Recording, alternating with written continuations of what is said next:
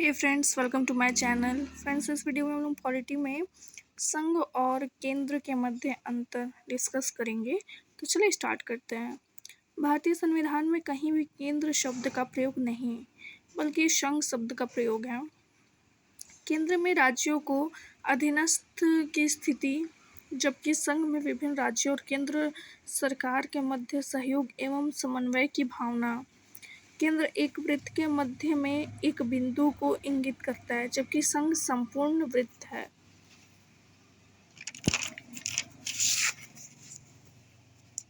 ऐतिहासिक पृष्ठभूमि देखें तो 1600 में ईस्ट इंडिया कंपनी की स्थापना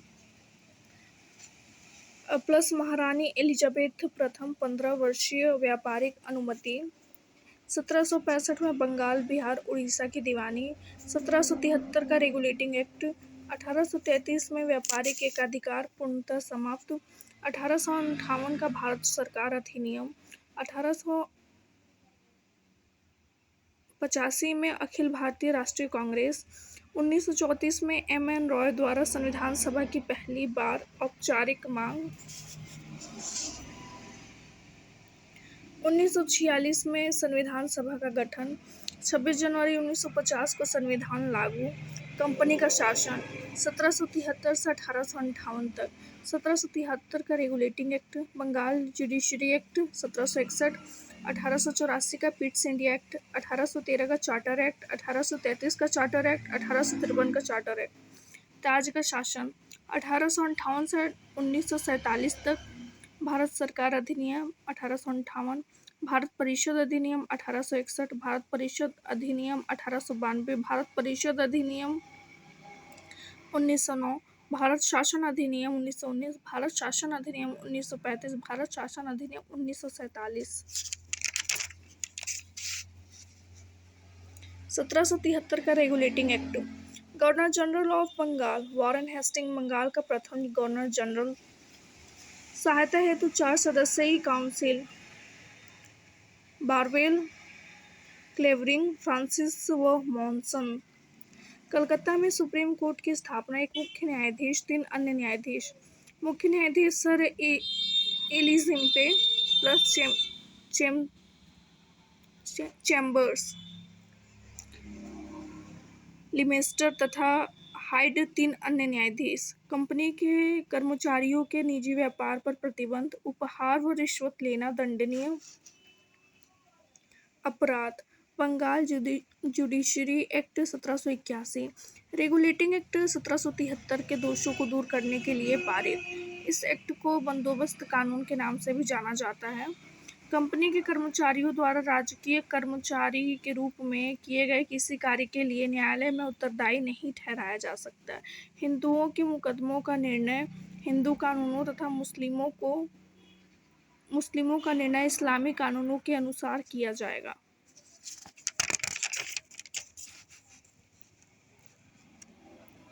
(1784) का पिट्स इंडिया एक्ट, कंपनी के व्यापारिक और राजनीतिक कार्यों में पृथक्करण, बोर्ड ऑफ कंट्रोल का गठन, राजनीतिक मामलों पर नियंत्रण, कोर्ट ऑफ डायरेक्टर्स, व्यापारिक गतिविधियों पर नियंत्रण। पहली बार कंपनी के अधीन क्षेत्र को ब्रिटिश आधिपत्य क्षेत्र कहा गया। स्पष्ट रूप से यह घोषणा की गई कि भारत में राज्य विस्तार की नीति ब्रिटिश राष्ट्र की नीति के विरुद्ध। भारत में औपनिवेशिक काल में केवल 2 ही अधिनियमों में ब्रिटिश सरकार द्वारा साम्राज्य के विस्तार की नीति को घोषित रूप से अस्वीकार किया गया है। पिट्स इंडिया एक्ट 1784, भारत शासन अधिनियम 1858, 1813 का चार्टर एक्ट, चाय और चीन के साथ व्यापार को छोड़कर कंपनी के व्यापारिक एकाधिकार की समाप्ति। ब्रिटिश कंपनी प्रत्येक वर्ष साहित्य एवं विज्ञान के प्रसार के लिए 1 लाख रुपए खर्च करेगी। भारत में ईसाई धर्म का प्रचार करने की स्वतंत्रता। 1833 का Charter Act, Governor General of Bengal अब भारत का गवर्नर जनरल।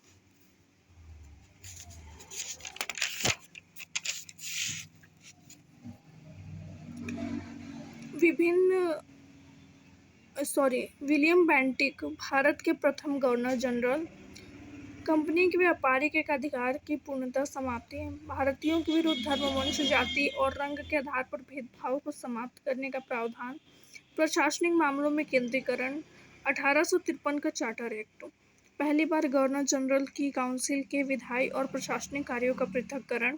गवर्नर जनरल के लिए नई केंद्रीय विधान परिषद का गठन। सिविल सेवकों के चयन के लिए खुली भर्ती प्रतियोगिता का प्रारंभ। पहली बार केंद्रीय विधान परिषद में स्थानीय प्रतिनिधित्व। बंगाल, मद्रास, बम्बई और आगरा। भारत सरकार अधिनियम 1858। गवर्नर जनरल का पदनाम अब भारत का वायसराय। लॉर्ड कैनिंग भारत के प्रथम viceroy. Board of control and court of directors की द्वैध शासन व्यवस्था समाप्त। एक नए पद भारत सचिव का सृजन। ब्रिटिश कैबिनेट का सदस्य। भारत सचिव की सहायता के लिए 15 सदस्यीय परिषद का गठन।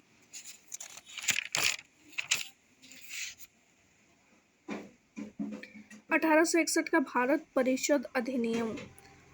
विधि निर्माण में भारतीयों को सम्मिलित करने की प्रक्रिया प्रारंभ। वायसराय द्वारा 1862 में 3 भारतीय मनोनीत। वायसराय के राजा बनारस के राजा, पटियाला के महाराजा और सर दिनकर राव। विकेंद्रीकरण की शुरुआत।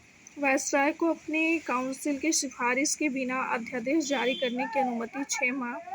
1892 का अधिनियम। विधान परिषद के सदस्यों को बजट पर बहस करने और प्रश्न पूछने का अधिकार। विधान परिषद में राज्यों के अप्रत्यक्ष निर्वाचन के सिद्धांत को स्वीकार। भारत परिषद अधिनियम 1909। मार्ले मिंटो सुधार। विधान परिषदों में सदस्यों को पूरक प्रश्न पूछने तथा बजट के संबंध में अपनी राय देने का अधिकार। पहली बार वायसराय की परिषद कार्यपालिका में किसी भारतीय को सम्मिलित किए जाने का निर्णय। यह एक महत्वपूर्ण प्रावधान क्योंकि 1861 के अधिनियम द्वारा विधायिका में भारतीयों को सम्मिलित करने का निर्णय, जबकि 1909 के अधिनियम द्वारा कार्यपालिका में भी भारतीयों को सम्मिलित करने की प्रक्रिया। मुस्लिम के लिए सांप्रदायिक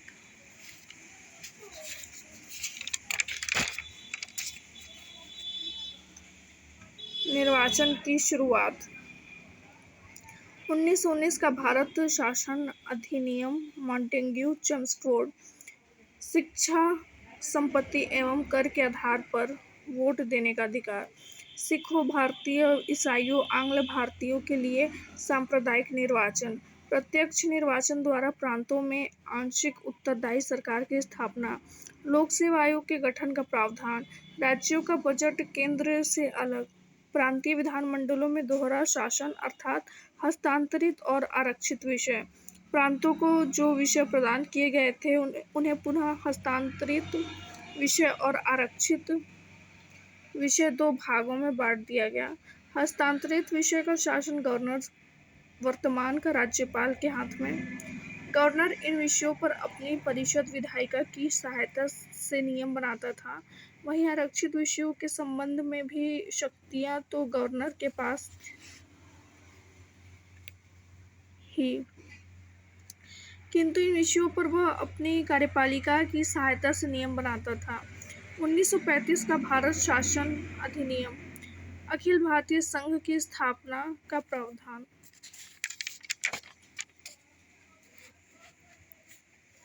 लिखित रूप से केंद्र और राज्यों के बीच शक्तियों का विभाजन। प्रांतों में द्वैध शासन की समाप्ति जबकि केंद्र में द्वैध शासन प्रणाली प्रारंभ। प्रांतों में उत्तरदायी सरकार की स्थापना। प्रांतों में द्विसदनीय विधायिका।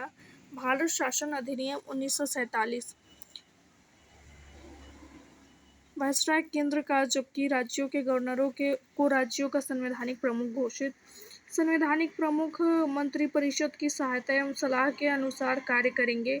भारत पर ब्रिटिश संप्रभुता की समाप्ति की घोषणा। भारत तथा पाकिस्तान नामक 2 संप्रभु राज्यों के गठन का प्रावधान। तो फ्रेंड्स, इस वीडियो में इतना ही। इसका नेक्स्ट पार्ट अगली वीडियो में। फिलहाल के लिए थैंक यू। प्लीज़ लाइक करें, शेयर करें, सब्सक्राइब करें।